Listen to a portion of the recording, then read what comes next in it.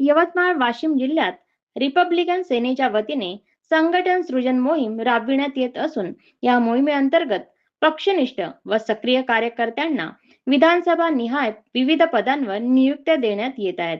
आगामी स्थानिक स्वराज्य संस्था व इतर निवडणुकांच्या पार्श्वभूमीवर सक्षम उमेदवार तयार करणे आणि पक्षाची मतपेढी बळकट करणे हे या मोहिमेचे प्रमुख उद्दिष्ट असल्याची माहिती पक्षाच्या पदाधिकाऱ्यांनी दिली. यवतमाळ वाशिम लोकसभा अध्यक्ष सुनील पाटील चिंचोळकर यांच्या अध्यक्षतेखाली दिग्रस विधानसभा क्षेत्रात पक्ष प्रवेश व नियुक्ती सोहळ्याचे आयोजन करण्यात आले.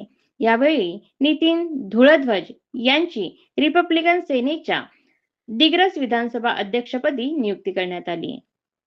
या कार्यक्रमाला उमरखेड विधानसभा अध्यक्ष गौतम नवसागरे, उमरखेड विधानसभा उपाध्यक्ष शुद्धोदन दिवेकर, उमरखेड तालुका उपाध्यक्ष भीमराव खंदारे, राजू आगिरे यांच्यासह पक्षाचे अनेक पदाधिकारी उपस्थित होते.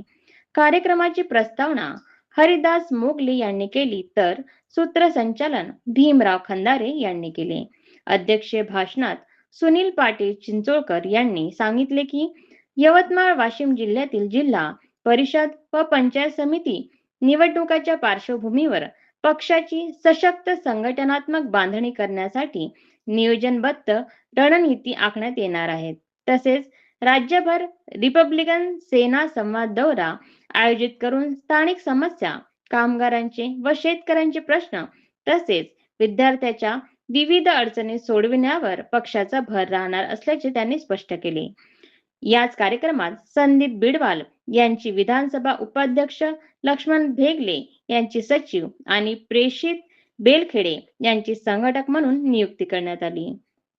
याशिवाय दारव्हा, दिग्रस व नेर परिसरात अनेक कार्यकर्त्यांनी रिपब्लिकन सेनेत प्रवेश करून पक्षाला पाठिंबा जाहीर केला.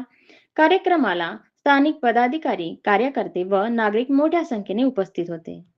सर सेनानी आनंदराव आंबेडकर साहब तुम आगे बढ़ो, हम तुम्हारे साथ हैं। एडवोकेट अमन आनंदराव जी आंबेडकर साहब तुम आगे बढ़ो, हम तुम्हारे साथ हैं। प्रकृति शेडे साहब तुम आगे बढ़ो, हम तुम्हारे साथ हैं।